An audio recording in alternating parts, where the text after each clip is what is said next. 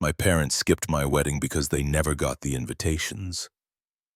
My sister threw them away because she said she didn't want me to steal her spotlight.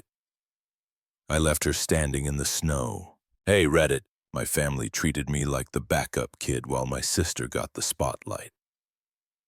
I finally stopped chasing their approval and built a life that actually felt like mine. But they didn't take that well. Before I tell you how it all went down, let's start from the beginning. I'm Noah Grant, 32, project manager for a small environmental tech company in Seattle. My wife Leah and I have been together for 5 years, married since June. She's the calm to my storm, steady, logical, the one person who doesn't treat life like a competition. My parents, Margaret and Harold, live 3 hours south in a neighborhood that looks like it's frozen in time. My sister, Brianna, everyone calls her Bree, lives nearby with her husband, Dylan. They're the golden couple. Bree could spill a drink on the Pope and Mom would still say she handled it gracefully. Leah told me to go alone this Christmas. Say what you need to say, she said. You don't need an audience for that. She was right. I'd avoided them since Bree's wedding. I didn't go, but pretending forever wasn't going to cut it. So I packed a small bag, hit the highway, and tried not to think about the kind of evening I was driving into. By the time I pulled up, it was already dark. The house looked like it was competing in a neighborhood light contest, red and gold everywhere, a plastic reindeer army on the lawn. Inside smelled like pop puree and overcooked turkey. Mom opened the door. Perfume first, smile second. Noah, you made it. She said it like she wasn't sure I would. Or maybe she hoped I wouldn't. Dad appeared behind her, already wearing that half-frown that doubles as his welcome. Long drive, I said, stepping in. Everything looked the same. Every surface covered in tinsel. Every photo frame showing Bree's wedding. Not one of Leah and me. Mom took my coat. You look tired. Still working with computers, environmental systems. I corrected. Yeah. Dad's voice came from the living room. You ever get outside anymore, son? Or is the sunlight bad for your software? I didn't respond. Same old script. Bree and Dylan showed up 20 minutes late, loud enough for the whole street to hear. She wore a glittery red dress. He had on a suit like he'd just left court. Mom nearly squealed when they walked in. There's my beautiful girl. Look at that ring. It just shines. Dylan kissed Mom's cheek, dropped his coat on the chair, and nodded at me. Noah, he said like he was addressing an intern. Dinner started with Mom listing every detail of Bree's wedding for the 10th time. The flowers, the venue, the mayor showing up. Dad laughed at all the right spots. Dylan sprinkled in stories about his high-profile cases. I cut my turkey and focused on not saying anything. So, Bree, Mom said, passing the gravy, how's married life treating you? Bree smiled like she was in a commercial. Perfect. Honestly, we're looking at houses. Dylan just made non-equity partner and his mom says I should start thinking about kids soon. That's wonderful. Mom beamed. You'll make such a good mother. You've always been so responsible. Then she turned to me. You could learn from your sister, Noah. Sure, I said flat. Bree leaned forward, pretending innocence. So, little brother, when's your big day? Or are you two still figuring it out? I set my fork down. Already had it. The room went still. Forks froze midair. Bri blinked, confused. Wait, what? Leah and I got married in June, I said. My tone didn't change. Mom's face dropped. Dad looked like someone had insulted the flag. Dylan smirked like he knew something everyone else didn't. Mom spoke first. That's not funny. Wasn't a joke. I took another bite, swallowed, and looked up. You all got invitations. No one said a word. Bree's mouth opened, then closed. Dad shifted in his chair. The clock on the wall ticked louder than it should have. Mom found her voice first, sharp but shaky. We never got anything, Noah. You must have sent them wrong. Dad leaned back, acting calm like he was handling a customer complaint. You know how unreliable the post office can be. Bree found her voice next. Yeah, maybe it got lost or something. You can't just accuse people like that.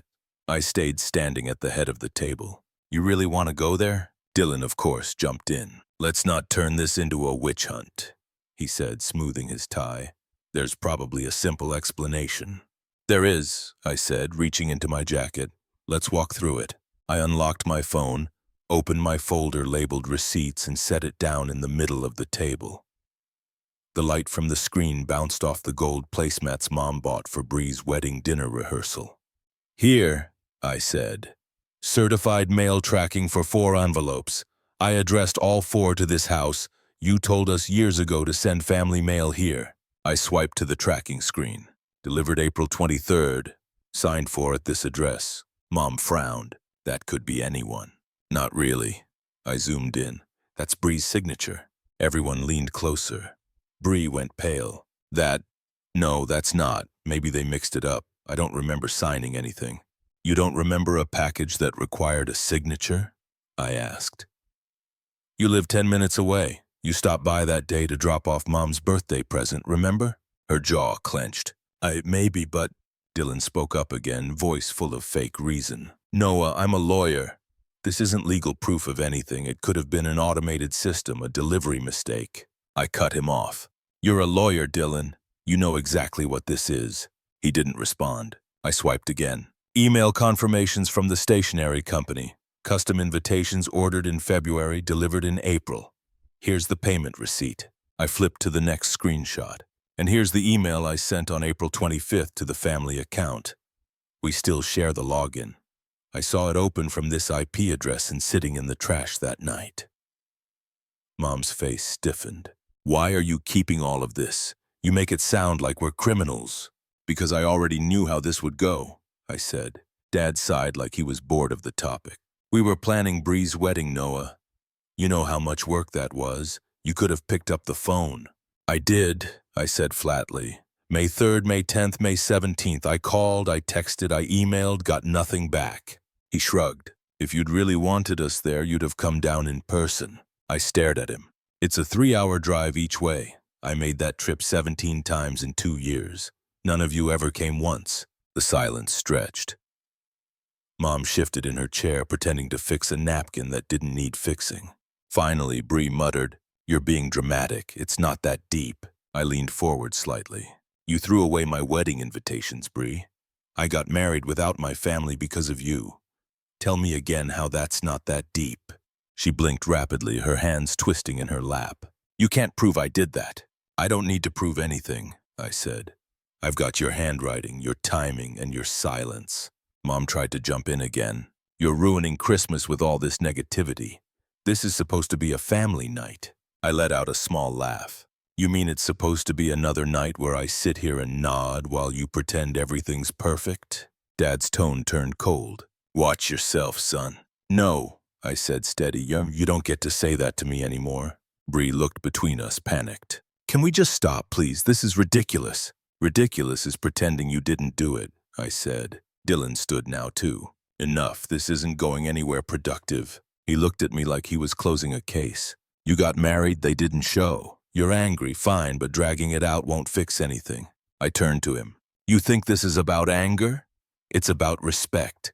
You married into this circus, Dylan. You probably think this is normal. It's not."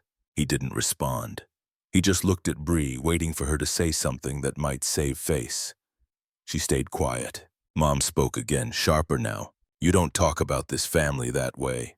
We've done everything for you." "Everything?" I repeated.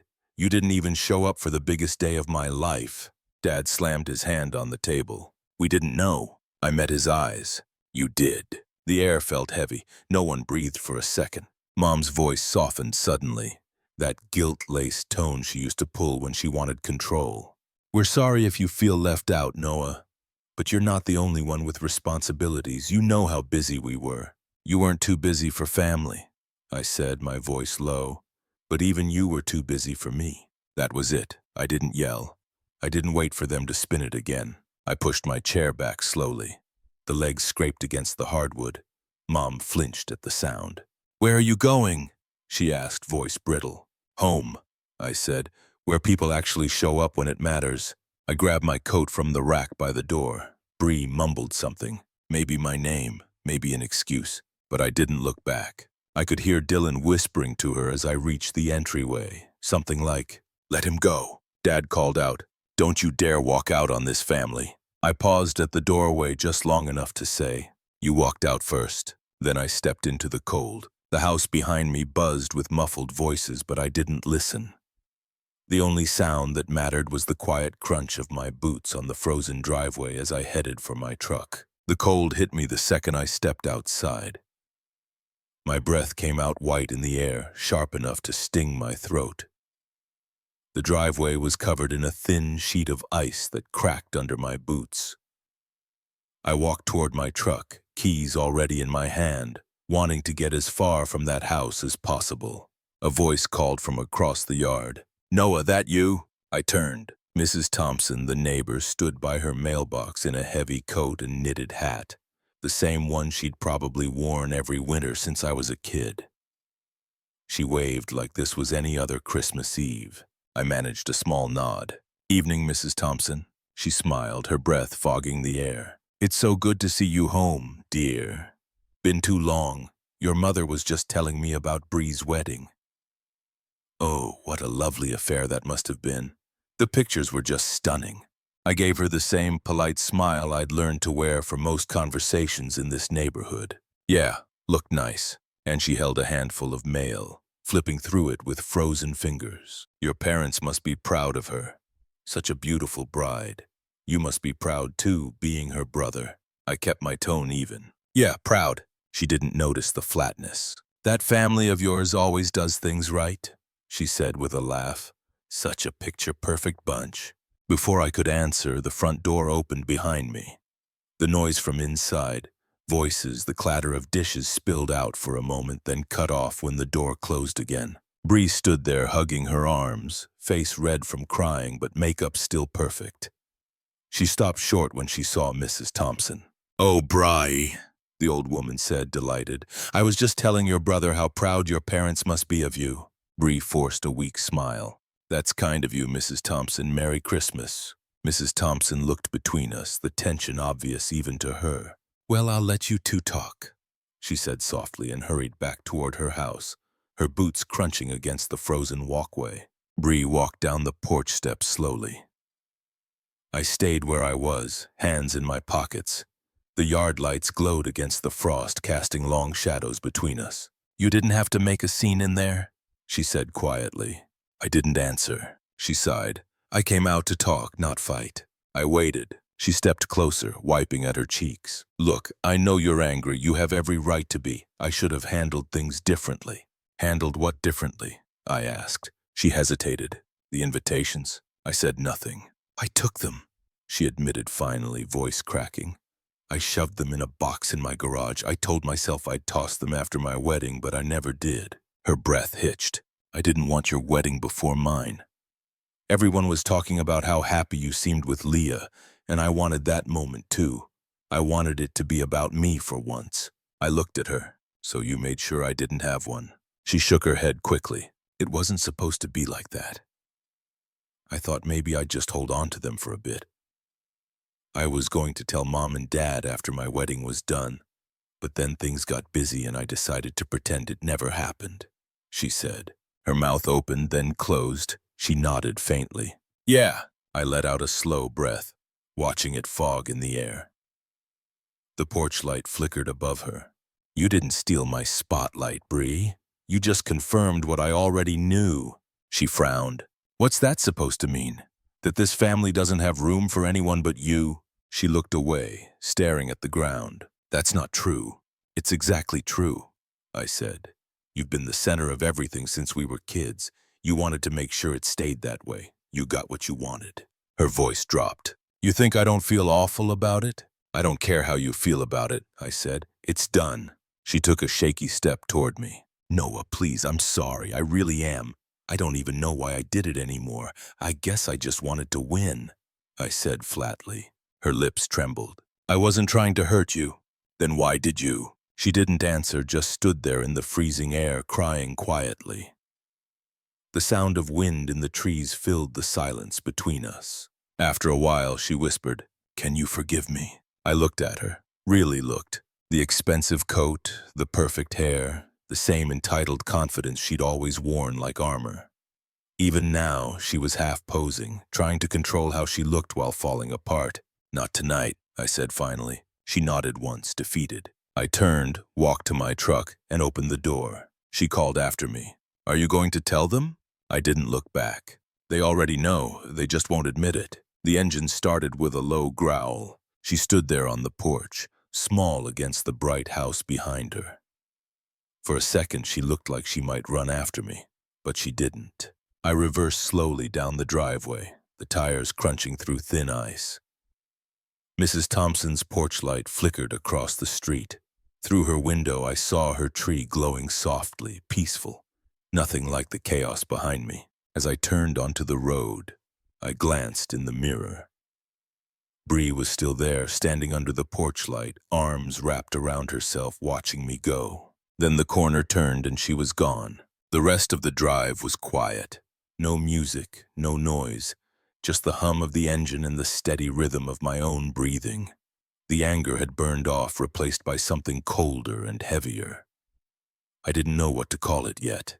All I knew was that I was done. By the time I reached the main road, the house was far behind me.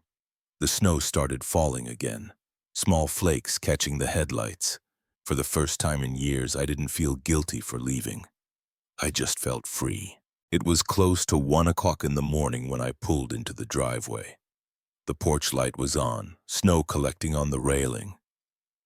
We rent a narrow Seattle townhouse. Small front porch, second-floor balcony over the driveway. Inside the living room, a single lamp was on. Leah was there, sitting cross-legged with a mug between her hands. Steam curled from it. She looked up when I came in. "You okay?" "Yeah," I said, closing the door behind me. "It's done." She didn't ask right away, just handed me the extra cup on the table. Her tea still hot. I sat across from her. "Tell me," she said softly. So I did. Short sentences, nothing fancy. Dinner. They talked about Bree. I told them I was already married. They denied it. I showed them proof. Bree signed for the mail. She admitted it later. Said she didn't want my wedding before hers. Leah's expression didn't change much, but I saw the muscle in her jaw tighten. "She actually said that?" "Yeah, word for word." Leah exhaled through her nose. "That's low even for her." I nodded. "Mom tried to spin it. Dad blamed me. Same story." Her eyes moved to my phone on the table. It buzzed once. Then again. I didn't touch it. She raised an eyebrow. "Them?" "Yeah." The screen lit up. Message after message. "Mom, you embarrassed us tonight." "Dad, can't believe you'd walk out on your family like that." "Mom, we raised you better than this." "Dad, you made your sister cry. Hope that makes you proud." I read them all silently, scrolled once, then set the phone face down. "They'll keep going for a while." Leah took a sip of tea. "You're not answering." "No point," I said. "They're not talking to fix anything. They're talking to feel right." She nodded slowly. "They're trying to make their shame your problem. Not falling for it anymore." We sat there in silence for a while. The only sound was the wind tapping against the window. The townhouse was warm, the kind of quiet you notice after a storm. Leah finally said, "You didn't lose your temper, did you?" "No." She smiled slightly. "Good, that's what they wanted." "I know." I leaned back against the couch, the tension still sitting in my shoulders, but lighter now. "They tried every trick, denial, guilt, acting like it was no big deal. That's how they keep control," she said. "Yeah, not this time." The phone buzzed again. I didn't look. Leah picked it up, glanced at the screen, and turned it over again. "They'll wear themselves out eventually." "Probably." She studied me for a second. "Do you feel better?" I thought about it. "Not better, just finished." "That's enough for tonight." She stood, walked to the balcony door, and pulled it open. Cold air slid inside. "Come on," she said. "You look like you need fresh air more than tea." I followed her out. The city was quiet. Snow drifted down, collecting on the railing. She wrapped a blanket around both of us. "How bad was it?" she asked after a minute. "Bad enough," I said. "Mom looked like I'd ruined her holiday card. Dad didn't even deny it at first, just said I should have tried harder." Bree cried. Dylan kept trying to sound logical. Leah's voice was calm. "And you?" I told them the truth. Then I left. She smiled slightly. "You finally walked away before they could twist it back on you." "Yeah," I said. "Felt strange but good." She leaned her head against my shoulder. The blanket rustled with the wind. "They'll probably tell everyone you stormed out," she said. "I know. Let them." She looked up at me. "You're not going to chase them this time." "No," I said everything I needed to say. "Then leave it there," she said softly. I nodded. For a while, neither of us spoke. The street below was empty except for a plow moving slow through the snow. The cold bit at my face, but it felt clean, like it was washing the last of the night off me. Leah shifted closer under the blanket. "You know," she said quietly, "I'm proud of you. That took a lot." "I just told the truth," I said. "Yeah," she said, "but you didn't let them drag you down to their level." I gave a small laugh. "Took me 30 years to figure that out." She smiled. "Better late than never." The phone buzzed again inside the townhouse. I didn't move. She looked at me. "You going to block them?" "Not yet," I said. "They'll stop eventually, or they won't. Either way, I'm done explaining myself." She nodded, satisfied. "Good." The snow kept falling soft against the quiet city. I watched it pile on the railing until it covered the wood completely. Leah reached for my hand. "You know what's next." "What?" "Sleep," she said. "Then pancakes. You need normal." That made me smile. "Pancakes sound good." We stayed out there another minute before heading back inside. The heat hit us again, fogging my glasses. Leah took my phone off the table and slid it into a drawer. "You can look at that tomorrow," she said. "Yeah," I said, pulling off my jacket. "Tomorrow." We turned off the lights. The townhouse went quiet again. Just the hum of the heater and the snow outside. I crawled into bed beside her, the last traces of that house still flickering in my head. The lights, the voices, the silence after I walked out. Leah reached over and rested her hand on my chest. "You did what you needed to do," she said, half asleep. "Yeah," I whispered. "I did. And for the first time in a long time, that felt like enough." Morning light bounced off the snow outside. Leah was already in the kitchen, coffee brewing, her hair pulled back. She looked over when I walked in. "Ready for round 2? She asked. "Yeah," I said. "Let's go." We packed the gifts in a dish she'd made for her mom.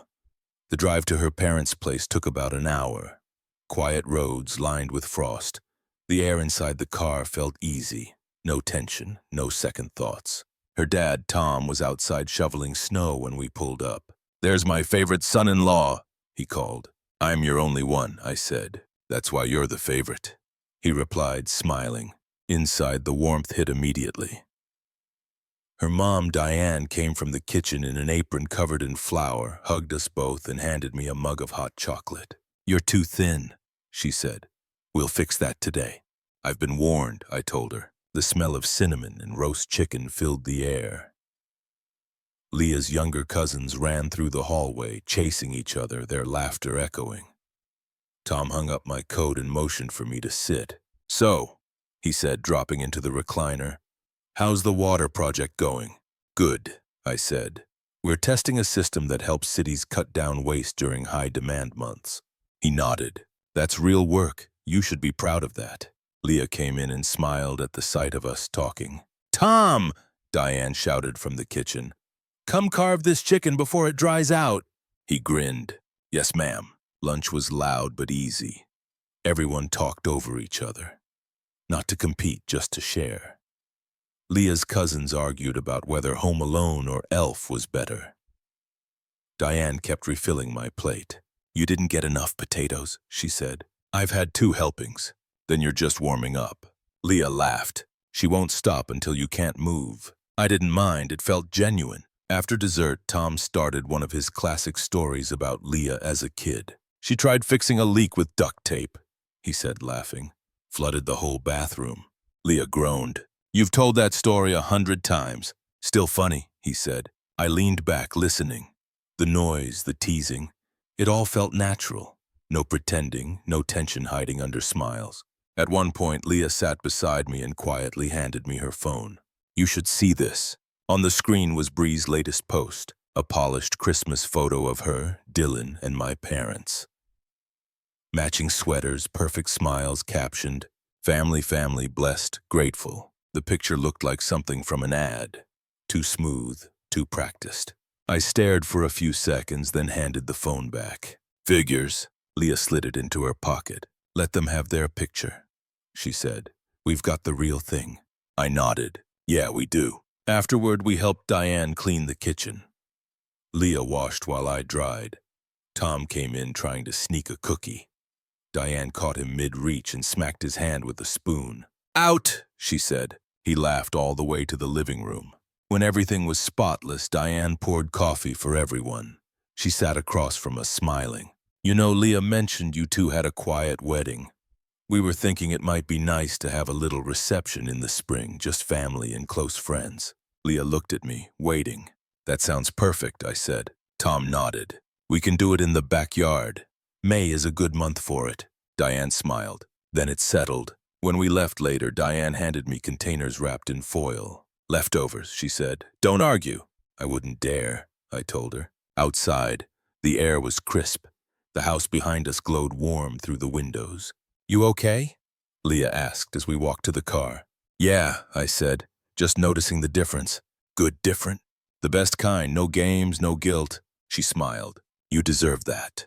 We got in and started driving home. For a while, neither of us spoke. The road was empty, the sky pale blue fading to gray. Halfway home, Leah rested her hand on mine. You handled everything right, she said. I just stopped chasing people who never show up, I told her. She nodded. That's all you had to do. The snow on the road sparkled under the headlights. I looked straight ahead and felt something I hadn't in a long time. Quiet peace. Christmas finally felt like family. It was mid-January when the email came. The subject line just said, please read this. The sender, Bree Collins. I almost deleted it without opening, but curiosity got the better of me. The message was long, paragraphs stacked like an essay. Bree wrote that she'd started therapy after everything that happened. She said her therapist told her to take responsibility, to make amends even if forgiveness never comes. She called it her accountability letter. She said she'd been jealous of me for years, that she hated how I seemed content with a simple life, how I didn't need to chase approval like she did. She admitted that when she saw me happy with Leah, it made her feel replaced, like the attention she built her identity on was slipping away. I wanted to be perfect, she wrote. Mom and Dad always looked at you like you were fine on your own. I had to perform for them to get the same attention. When I saw your invitation, I panicked. I thought your wedding would take the spotlight away from mine. I told myself I'd hold on to them until after my big day, but then I just didn't bring them back. And I let everyone believe the invitations never came. She said she'd been thinking about it every day since Christmas, that she knew no apology could fix it. But she wanted me to know she finally understood how cruel it was. I'm in therapy now, she wrote near the end. It's forcing me to see how I measure my worth by being noticed. You've never needed that. You were just yourself. I hated that about you because I wished I could be that way. I don't expect forgiveness, but I hope someday maybe we can talk. She signed it. Love, Bree. I read it twice, top to bottom. It sounded like her and not like her at the same time. Too polished, too careful, but maybe honest under the layers. Still, it didn't change anything. I didn't reply. Instead, I forwarded it to Dad. A few minutes later, he responded. She's trying, that counts. I stared at the line for a while, then deleted both messages. 2 days later, a small box showed up in the mail. No return label, just our address written in my father's neat handwriting. Inside was a single envelope, cream-colored, the corner slightly bent. It was one of our wedding invitations addressed to my parents, unopened. A note on top, short and plain. Found this in Bree's garage, thought you'd want it back. Dad. The handwriting looked tired. I held the envelope for a while. My name and Leah's written in gold script, the same font we'd spent an hour picking out. The paper still smelled faintly like the stationery shop from last spring. I thought about throwing it away, but couldn't. I put it in the drawer of my desk instead. Not as proof, just as a reminder of where things really stood. By Saturday, we had friends over for dinner. 6 people, all close, the kind who show up early and help set the table. Leah made roast chicken and vegetables. I handled the playlist and drinks. When people started arriving, the townhouse filled with warmth and the smell of food. The laughter came easy, the kind that doesn't need to be forced. Someone told a story about a disastrous road trip. Another about accidentally texting their boss a meme. I watched Leah laughing at something our friend Mateo said, her hand covering her face. The light from the kitchen caught her hair. For a second, I just stood there realizing how far away that other house felt. No tension, no pretending, no guilt hanging over every word. After dinner, we cleared the table together. Leah leaned against the counter while I washed the dishes. "You've been quiet," she said. "Just thinking," I said. Bree emailed. "Dad sent me one of our old invitations." She didn't look surprised. "What did you do with it?" "Put it away." She nodded. "Good. That's where it belongs." We moved to the couch, everyone still talking in the background. The room was full of voices and clinking glasses, but it felt peaceful. Leah handed me a plate of dessert and smiled. "See? This is what it's supposed to feel like." I looked around the room, people talking over each other. Someone teasing Mateo for losing a card game. Music low in the background. No judgment. No noise that meant shame. Just noise that meant comfort. "Yeah," I said. "It finally does." Later that night, after everyone left, I checked the drawer again. The invitation sat there untouched next to a stack of unrelated papers. I closed it and turned off the light. No more explanations, no more guilt. Just life, moving on without them. It was early March when Dad called. The number flashed on my screen while I was in the middle of fixing a loose cabinet hinge. I almost ignored it, but something told me to pick up. His voice was tired. "Your mother fell," he said. "Broke her hip. She's in the hospital. Surgery went fine, but she's pretty shaken up." I didn't say much, just asked which hospital. He gave me the name and said quietly, "I thought you'd want to know." I thanked him and hung up. That night I told Leah. "You don't have to go," she said. "I know," I said, "but I think I will." "Out of guilt?" "No, just decency." She nodded. "Then go, but keep your boundaries." I drove down the next morning. 3 hours on the same stretch of highway I'd taken so many times before. The trees were starting to show hints of green again. The drive felt familiar but not heavy this time. Just something that needed doing. The hospital was quiet, that low hum of machines and voices echoing through the halls. Mom was in a private room, propped up in bed with a blanket over her legs. She looked smaller than I remembered, pale but alert. She smiled when she saw me. "Noah, you came?" "Yeah," I said. "Dad called." There was an awkward pause. The air smelled faintly like disinfectant and flowers from the gift cart. She gestured to the chair beside her bed. "Sit, please." I did. She looked down at her hands, then back up. "I've been thinking a lot," she said slowly. "About everything. About how I treated you." I didn't say anything. "I wasn't fair," she continued. "I thought I was being protective of Bri, but really I was just blind. I made you feel like you didn't matter. That's not something a mother should do." Her voice shook a little on the last words. I nodded once. "I heard you." She looked like she wanted me to say more, but I didn't. Some things didn't need more. A nurse came in to check her vitals. I stepped aside, hands in my pockets, waiting until they were done. Mom watched me quietly, her expression softer than I'd ever seen it. When the nurse left, she said, "You don't have to stay long." "I know." We sat in silence for another minute. Then I stood. "You should rest." She nodded, her eyes glassy. "Thank you for coming, Noah." "Take care of yourself," I said, and walked out. In the hallway, I ran into Bree. She was carrying a small bag of things, lip balm, a book, tissues. Her eyes widened when she saw me. "Hey," she said softly. "Hey." She looked like she wanted to say something more, but couldn't. We just stood there for a few seconds. Finally, I stepped aside to let her pass. She gave me a small nod as she went into the room. That was it. No drama, no argument, just quiet. Dad was sitting in the waiting area, flipping through a magazine without reading it. He looked up as I approached. "She'll be okay," he said.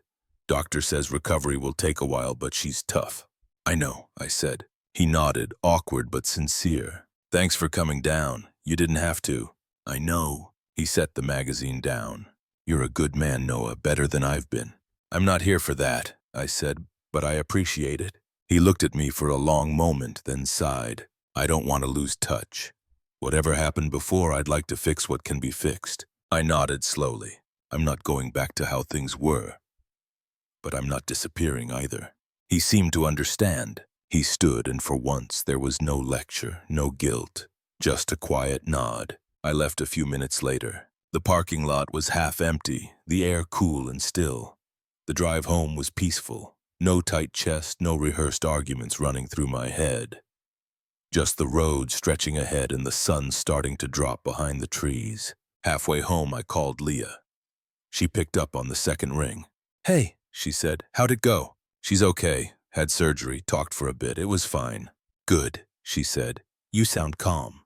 "I am," I said. "It's strange, but I am." She smiled through the phone. "You coming home?"